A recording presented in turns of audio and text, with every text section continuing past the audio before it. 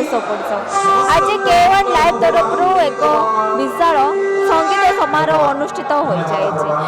ତୁମଠୁ ଆରମ୍ଭ ପ୍ରଭୁ ତୁମଠାରେ ଶେଷ, ପୁଣି ବ୍ରହ୍ମରୁ ଶୁଭୁଛି ଶୁଣ ଓମ୍ ସାଇନାଥ, ଆଉ ପୁଣି ଶିରିଡ଼ି ବାଲେ ତେରା ହୋ ଯାଓ। ଏମିତି ବହୁ ସାଇ ଭଜନ ଭକ୍ତି ରସରେ ଭିଜି ଯାଇଥିଲା ବରମୁଣ୍ଡା ଦୁର୍ଗା ପୂଜା ପଡ଼ିଆ। ହଜାର ହଜାର ସାଇ ଶ୍ରଦ୍ଧାଳୁଙ୍କ ମୁହଁରୁ ହରିବୋଲ ହୁଳହୁଳି ସାଙ୍ଗକୁ ସାଇନାଥ ମହାରାଜ କି ଜୟ ଧ୍ୱନିରେ କମ୍ପି ଉଠୁଥିଲା ପରିବେଶ। ଗୁରୁବାର ସନ୍ଧ୍ୟାରେ ବରମୁଣ୍ଡା ପଡ଼ିଆରେ K1 ଲାଇଭ୍ ତରଫରୁ ଏହି ଭଜନ ସନ୍ଧ୍ୟା ଆୟୋଜିତ କରାଯାଇଥିଲା। ଏହି ସନ୍ଧ୍ୟାରେ ପଞ୍ଚାୟତିରାଜ ମନ୍ତ୍ରୀ ପ୍ରତାପ ଜେନା ଓ ପୂର୍ବତନ ସାଂସଦ ଅମର ପ୍ରଧାନ ଅତିଥି ଭାବେ ଉପସ୍ଥିତ ରହି ସାଇ ଶ୍ରଦ୍ଧାଳୁମାନଙ୍କୁ ଉତ୍ସାହିତ କରିଥିଲେ।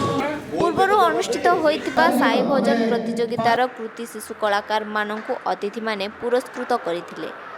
ଧନ୍ୟବାଦ ଦେବି ଏତେ ଲୋକଙ୍କୁ, ହଜାର ହଜାର ଲୋକଙ୍କୁ ଅତି ଶାନ୍ତି ଶୃଙ୍ଖଳାର ସହିତ ଯେଉଁମାନେ ଏତେ ସୁନ୍ଦର କାର୍ଯ୍ୟକ୍ରମକୁ ସାଫଲ୍ୟ ମଣ୍ଡିତ କରିଛନ୍ତି।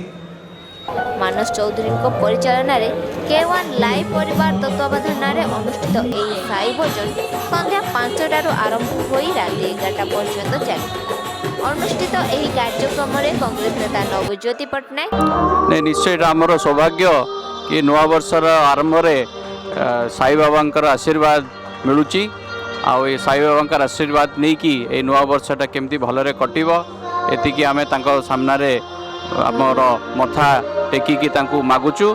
ଆଉ ଆଶା କରୁଛୁ 2020ଟା ସମସ୍ତଙ୍କ ପାଇଁ ଖୁସିରେ ଯିବ।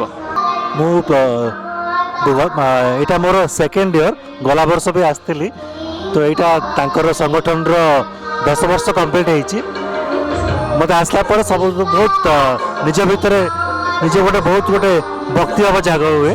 ଆଉ ଏତେ ଲୋକଙ୍କୁ ଦେଖିକି ବହୁତ ଖୁସି ଲାଗେ। ଆଉ ମୁଁ ଭାବୁଛି ଯେ ଏଇ ଯେଉଁଟା ଗୋଟେ ତାଙ୍କର ମାନସ ଚୌଧୁରୀଙ୍କର ଯେଉଁ ଆଟେମ୍ପଟା ସମସ୍ତଙ୍କୁ ଏକଜୁଟ କରିବାକୁ ସାଇ ଅଣ୍ଡରରେ, ଏଇଟା ଗୋଟେ ବହୁତ unique attempt and I wish him all the success. Thank you. Janmajay Lenka, Archana Samal ପ୍ରମୁଖ ଅତିଥି ଭାବେ ଉପସ୍ଥିତ ଥିଲେ। ଯଦି ଭିଡ଼ିଓଟି ଭଲ ଲାଗିଥିବ ତେବେ କମେଣ୍ଟ ବକ୍ସରେ ଜଣାଇଦେବେ। ଏହିଭଳି ଆଉ କିଛି ଭଲ ଭଲ ଭିଡ଼ିଓ ଦେଖିବା ପାଇଁ ଆମ ୟୁଟ୍ୟୁବ୍ ଚ୍ୟାନେଲକୁ ସବସ୍କ୍ରାଇବ୍, ଲାଇକ୍ ଓ ସେୟାର କରନ୍ତୁ। ଆଉ ଆମ ଫେସବୁକ୍ ପେଜକୁ ଲାଇକ୍ କରିବାକୁ ଜମାରୁ ବି ଭୁଲିବେନି। www.voiceofodisha.com